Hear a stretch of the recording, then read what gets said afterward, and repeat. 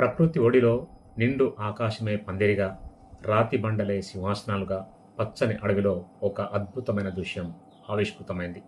అది వెండితెర మీద వచ్చే సినిమా కాదు, విలాసవంతమైన ఫంక్షన్ హాల్లో జరిగే పెళ్లి అసలే కాదు.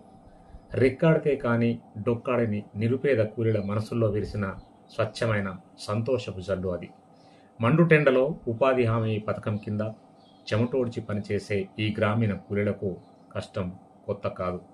కానీ ఆ కష్టాన్ని మర్చిపోవడానికి వారు ఎంచుకున్న మార్గం ఎంతో ముచ్చటగా ఉంది. పచ్చని ఆకులను పెళ్లిలో ధరించే శిరోభూషణాలుగా చుట్టుకొని ఒకరికొకరు తోడు నీడగా ఉంటూ పెళ్లి తంతును ప్రదర్శిస్తున్న తీరు వారి మధ్య ఉన్న అన్యోన్యతకు, ఆప్యాయతకు అద్దం పడుతోంది.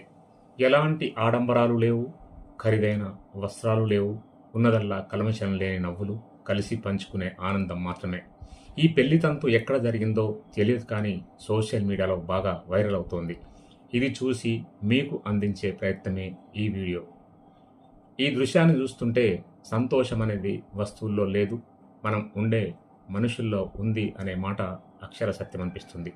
ఒకరు ఆకులు పట్టుకుంటే మరొకరు పాట పాడుతుండడం, ఇంకొకరు ఆ వేడుకను చూసి మురిసిపోతుండడం గ్రామీణ జీవనంలోని ఐక్యతను, ప్రేమలను చాటి చెబుతోంది.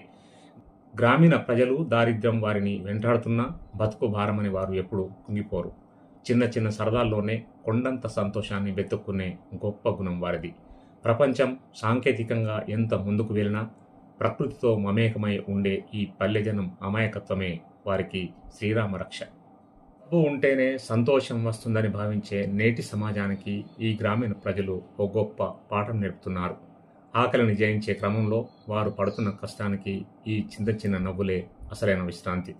వీరి మధ్య ఉన్న ఈ ప్రేమ, అవగాహన కలకాలం ఇలాగే వర్ధిల్లాలని కోరుకుందాం. ధనవంతులు కాకపోయినా మనసున్న మనుషులుగా వీరు పొందుతున్న ఆనందం వెలకట్టలేనిది.